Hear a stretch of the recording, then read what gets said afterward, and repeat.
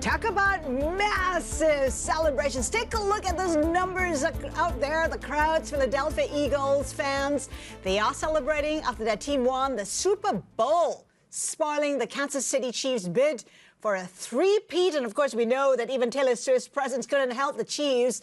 The Eagles beat the Chiefs 40-22. And you know what?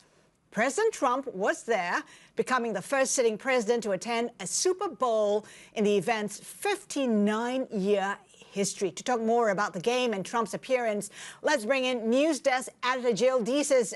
Jill, put this in perspective for us. It was a massive victory.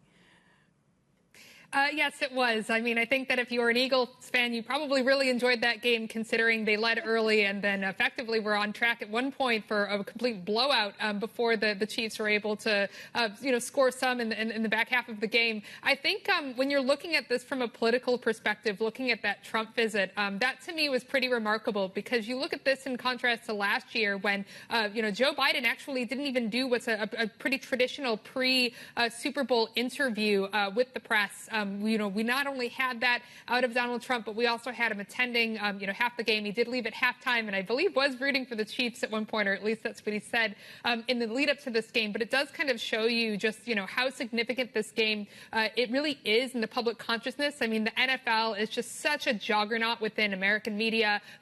These types of broadcasts, just blow pretty much everything out of the water. I'm sure, once we actually get some of these rating numbers, usually at some point during the U.S. Day Monday, we'll see just how many people were actually tuned in. But yeah, it's a cultural juggernaut, somewhat becoming a political one as well. It's, really a huge thing to see here.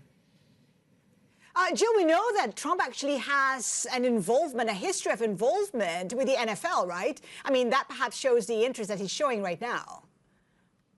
Yeah, look, I think that, when it comes to a lot of things, generally, sort of pop culture related, Trump has kind of, finagled his way in there, many points. He does often kind of riff on things as well, whether it be like sort of the controversial, prior history, whether that be on, political fronts, news fronts, what have you. So it doesn't really surprise me there. But again, I think that, when you're talking about what's really, one of the most watched, not the most watched events in, broadcast television in the United States, it does make sense for president to kind of get involved here. As we were just chatting about a couple of minutes ago, the president does traditionally participate in an interview ahead of time. It's really that opportunity to put the president of the United States in front of the general public in America, in a really, really big front and center way. And so I don't really think that it's a huge surprise that you're seeing Trump participate and kind of weigh in on that front. I think that, just sort of the added, extra flavor here, though, is that you've also got Trump kind of contributing to,